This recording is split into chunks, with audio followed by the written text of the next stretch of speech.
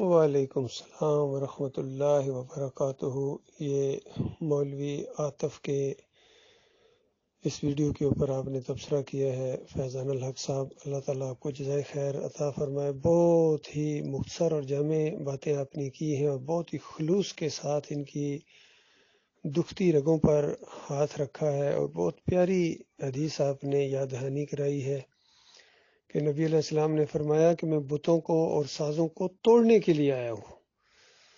آپ غور کرو اس بات کے اوپر، یعنی ہر بت نبی علیہ السلام توڑنے کے لیے آئے، چاہے وہ سورج چاند ستارے ہوں، کوئی درخت ہوں، اور یہ بادشاہت کے بت ہوں، یا یہ مورتیاں ہوں، مسلمانوں کے مندر ہوں، یہ جو مزاروں کی شکل میں ہوں، ہر شرک کا قلم کما کرنے کے لیے نبی علیہ السلام آیا۔ اور جس چیز کو بھی آپ پوجیں گے نا وہ ایک بت ہے۔ جس طرح نبی علیہ السلام نے ایک دعا بھی مانگی تھی کہ اے اللہ میری قبر کو بت مت بنانا کہ پوجی جائے، تو جو قبر بھی پوجی جائے گی وہ بت ہے۔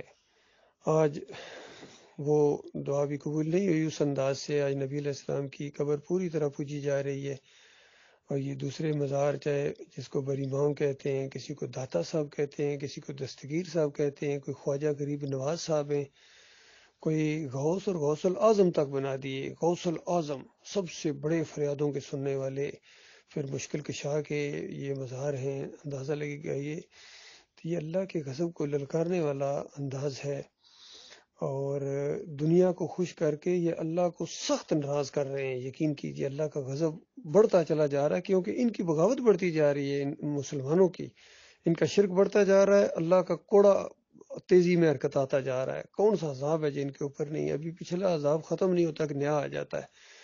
ابھی دیکھیں کھڑی فصلیں کس طرح تباہ ہو رہی ہیں، پہلے سیلاب کی وجہ سے ہوئی ہیں، اب بارشیں اتنی زیادہ ہوئیں کہ کٹی ہوئی فصلیں پانی میں تیر رہی ہیں، تو اللہ کو ان کے اوپر ترس نہیں آ رہا ہے۔ پھر آپس میں کس طرح لڑائی کرتے ہیں، جھگڑتے ہیں، لان تان کرتے ہیں، اور جمہوریت کے بت کی پوجا کرتے ہیں۔ نبی علیہ السلام ان بتوں کو توڑنے کے لیے آئے ہیں، اور پھر سازوں کو، کیونکہ ساز باز جتنے ہوتے ہیں یہ دنیا داری کی علامت ہے، اور آج مسلمانوں کی روح کی غذا میوزک بن گئی ہے۔ موسیقی کہتے ہیں ہماری روح کی غذا ہے، یعنی جس طرح کوئی گاڑی پٹرول کے بغیر نہیں چل سکتی ہے، پٹرول ختم ہو جائے تو بڑی سی بڑی اچھی کمپنی کی گاڑی رک جائے گی، کیا ہوا جی پٹرول ختم ہو گیا جی، پٹرول کے بغیر نہیں چلے گی۔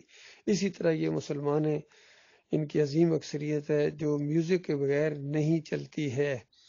جیسے گاڑی میں بیٹھیں گے، ان کے کالج کے لڑکے کئی دفعہ بیٹھتے ہیں، میں نے دیکھا بسوں میں جیسے چڑھتے ہیں فوراً ڈرائیور کو کہتے ہیں گانے لگاؤ جی، بدماشی کے ساتھ، یعنی گھستے ہیں اور بدماشی کے ساتھ اترتے ہیں۔ کرائے کا تو سوال ہی پیدا نہیں ہوتا، کنڈکٹر جرت ہی نہیں کر سکتا کہ ان سے کرایہ مانگے۔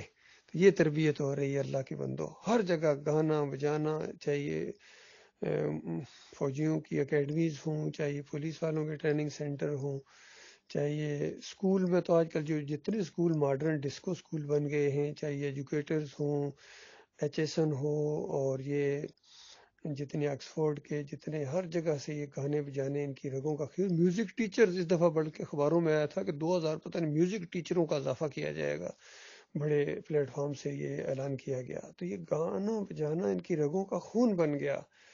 تو پوری طرح آج مسلمان ان دونوں چیزوں کو رواج دے رہے ہیں جس کو نبی علیہ السلام توڑنے کے لیے آئے تھے، ختم کرنے کے لیے آئے تھے۔ غور کرو اللہ کے بندو، اب ان کا اسلام کے ساتھ یا نبی علیہ السلام کے ساتھ ان مسلمانوں کا کیا تعلق ہے؟ کوئی تعلق نہیں ہے۔ ان کا ترانہ میوزک کے ساتھ، ان کی نماز جو ہے، ان کی قوالیاں جو ان کی نماز ہے، اور گانا بجانا، یعنی ان کو بالکل اب یہ اس کے بغیر اب نہیں رہ سکتے۔ تو بہرحال یہ ان کی بدبختی ضرور ہے۔ ان کے لیڈروں کے جلسوں کے اندر ترانے، حتیٰ کہ جماعت اسلامی جب قاضی حسین اس کے امیر تھے تو ایسے ایسے ترانے اور دھنیں اس کے اندر لگائی گئیں کہ جو انڈیا میں فحاشی کی وجہ سے وہ بینڈ ہو گئی تھی۔ پھر ایک نعت خواں کا میں نے خود یہ بیان سنا، اس نے کہا یہ نعت گانے کے لیے، نعت پڑھنے کے لیے مجھے انڈیا کا وہ گانا فلاں پتہ نہیں 15 دفعہ سننا پڑا ہے، تو تاکہ وہ دھن تیار ہوئی ہے اس کے دماغ کے اندر۔ پھر اس دھن کے اوپر اس نے اس لہجے کے اوپر یہ نعت پڑھی ہے، جس میں کفر و شرک ہوتا ہے، اللہ کی توہین ہوتی ہے۔ تو یہ مسلمان اللہ کے غضب کو نازل کر رہے ہیں۔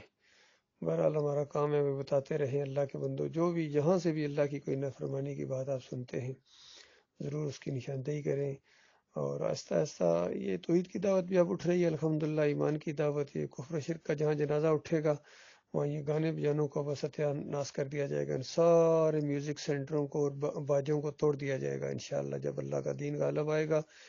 جس طرح مورتیوں کو توڑا جائے گا، جس طرح مزاروں کو توڑا جائے گا، اسی طرح ان بینڈ باجوں کو بھی توڑ دیا جائے گا۔ اللہ تعالیٰ وہ دن لائے، ہم دیکھیں یا نہ دیکھیں یہ کام ہو کے رہنا ہے، اور اللہ تعالیٰ ہماری آنکھوں کے سامنے یہ چیز دکھا دے تو ہر چیز کے اوپر قادر ہے۔